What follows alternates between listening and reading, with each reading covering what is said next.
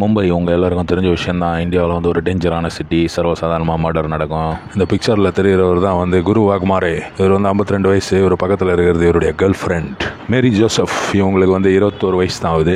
ரொம்ப சின்ன பாப்பா. இந்த அம்மாவுக்கு வந்து வேறு ஒரு பாய் ஃப்ரெண்ட் இருக்கான். அவன் தான் சீரியஸான பாய் ஃப்ரெண்ட். இவர் வந்து சும்மா இவரை கொல்றதுக்காக இவங்க பாய் ஃப்ரெண்ட் ஆக்கினாங்களா இல்லை எதுக்காகன்றது இன்னும் இன்வெஸ்டிகேஷனில் தான் தெரியும். மேரி ஜோசஃபை அரெஸ்ட் பண்ணியிருக்காங்க. ஃபோட்டோவில் தெரிகிறது வந்து அவருடைய ஒய்ஃபு.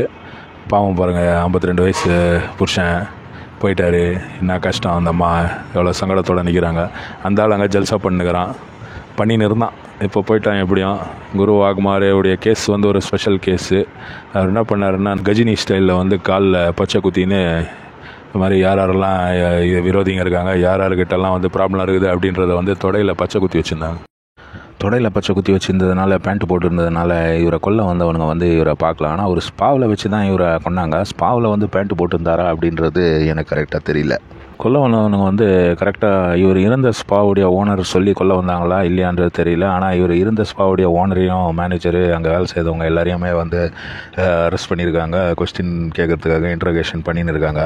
இவர் வந்து என்ன பண்ணுவார்னா, நம்ம குரு வாக்மாரே இல்லீகலாக நடக்கிற ஸ்பாலாம் இருக்குது பார்த்தீங்களா, மும்பையில் வந்து நிறைய அந்த மாதிரி ஸ்பாவங்கள்லாம் வந்து சாதாரணமாக நடக்குமா. இவருடைய மெயினான வேலை என்னென்னா, இவர் வந்து ஆர்டிஐ போடுவார். ஆர்டிஐனா தெரியும்ல உங்களுக்கு, ரைட் டு இன்ஃபர்மேஷன். ஆர்டிஐ வெப்சைட்டில் போய் நீங்கள் எந்த விஷயத்தை பற்றி வேணாலும் தெரிஞ்சுக்கலாம். நம்ம இப்போ வந்து ஒரு ஆஸ்பத்திரி கட்டியிருக்காங்க, இல்லை ஒரு காலேஜ் கட்டியிருக்காங்க, இல்லை ஒரு டேம் கட்டியிருக்காங்க, இல்லை ஒரு ஆஃபீஸ் நடக்குது, அங்கே யாரெல்லாம் வேலை செய்கிறாங்க, அது இது இந்த மாதிரி பல விஷயங்கள் தெரிஞ்சுக்கலாம். எஃப்ஐஆர் டீட்டெயில்ஸு, இப்போ வந்து ஆம்ஸ்ட்ராங் உடைய மரணம், இப்போ அதை பற்றி தெரியணும் அப்படின்னா நீங்கள் வந்து ஒரு ஆர்டிஐ போட்டிங்கன்னா அதுக்கு வந்து கொஞ்சம் ஒரு அமௌண்ட் கட்டணும் கவர்மெண்ட்டில். கட்டினதுக்கப்புறம் என்ன ஆகும்னா, கன்சர்ன் டிபார்ட்மெண்ட் வந்து உங்களுக்கு அதனுடைய டீட்டெயில்ஸை அனுப்பிச்சி வைப்பாங்க. அவங்க கொடுத்தே ஆகணும் அப்படின்றது தான் வந்து ரூல். இந்த மாதிரி வந்து விஷயம் வந்து இவர் பண்ணியிருந்திருக்காரு. இவர் நல்ல விஷயங்களுக்காக இல்லை. இவர் வந்து ஒரு இன்ஃபர்மேஷன் எடுத்துகிட்டு ஒருத்தரையும் பிளாக்மெயில் பண்ணுறது. இப்போ வந்து ஸ்பா நடத்துகிறாங்க அப்படின்னா, அந்த ஸ்பா வந்து இல்லீகலான ஸ்பா இருக்கா அப்படின்றத பார்க்க வேண்டியது. பார்த்துட்டு என்ன பண்ணுவார், அவங்க மேலே வந்து நான் வந்து கேஸ் போட்டுருவேன், நான் வந்து போலீஸில் சொல்லிவிடுவேன் அப்படின்னு சொல்லி ஒரு அமௌண்ட் வாங்குவார். இந்த மாதிரி வந்து இவர் ரொம்ப நாளாக பண்ணியிருந்திருக்காரு.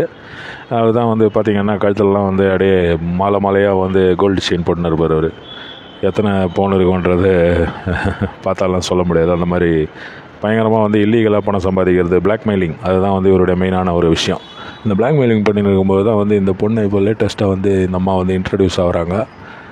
இன்ட்ரடியூஸ் ஆகிட்டு இந்த பொண்ணு என்ன பண்ணுதுன்னா, இவருடைய டீட்டெயில்ஸ் எல்லாம் எடுக்குது. இவர் கூடவே வந்து அப்படியே இருந்து இவர் எங்கே போகிறாரு, என்ன வராரு, அது இது. இவர் வீட்டுக்கே வந்து 2 தடவை வந்திருக்காங்கன்னா பாருங்களேன். இவர் வீட்டுக்கு வந்து இவர் ஒய்ஃபுக்கிட்டலாம் பேசியிருக்கலாம். 2 நாள் வந்து அங்கேயே வந்து தங்கியிருக்க மாதிரி எல்லாம் வந்து ஒரு செட்டப்பில் இருந்திருக்கு அந்த பொண்ணு. குரு வாக்மாரே வந்து எப்படி ஒய்ஃபை வந்து டார்ச்சர் பண்ணி வச்சுருப்பான் பாருங்கள். எவ்வளோ பயம் பாருங்கள் அந்த அம்மாவுக்கு. பாவம்.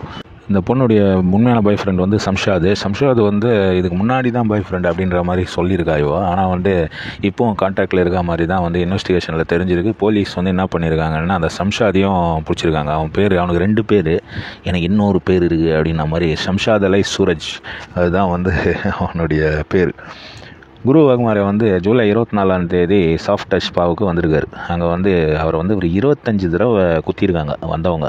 அந்த மர்டர் பண்ண 2 பேர் வந்து ஃபிரோஸ் அன்சாரி, சாக்கிப் அன்சாரி. இவங்க 2 பேர் வந்து ராஜஸ்தானை சேர்ந்தவங்க.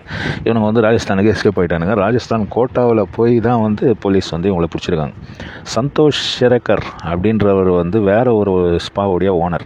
அவர் வந்து 6 லட்சம் ரூபாய் கொடுத்துருக்காரு இந்த 2 பேருக்கு. ஷாக்கிப் அன்சாரியும் ஃபிரோஸ் அன்சாரி அப்படின்ற இந்த 2 பேருக்கு வந்து 6 லட்சம் ரூபாய் கொடுத்துருக்காரு.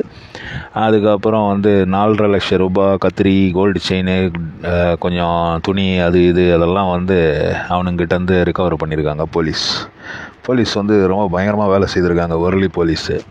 இப்போ வந்து இவங்க எல்லாத்தையும் தூக்கி உள்ளே வச்சு, இந்த ஃபோட்டோவில் தெரிகிற இந்த பொண்ணு மேரி ஜோசப் தான் வந்து இதில் மெயினாக, அதாவது இவரை வந்து ஒரு ஸ்பை மாதிரி இவர் கூடவே இருந்து, அதாவது நம்ம சினிமாவெல்லாம் பார்க்குற மாதிரி ஹனி ட்ராப் பண்ணி இவரை வந்து கொல்றதுக்கு பிளான் போட்டதெல்லாம் வேறு ஆள், ஆனால் ரொம்ப ஹெல்ப் பண்ணது இந்த அம்மா தான் அப்படின்றது தான் வந்து இப்போ இன்வெஸ்டிகேஷனில் தெரிஞ்சிருக்கு அப்படின்ட்டு ஒர்லி போலீஸ் சொல்லியிருக்காங்க.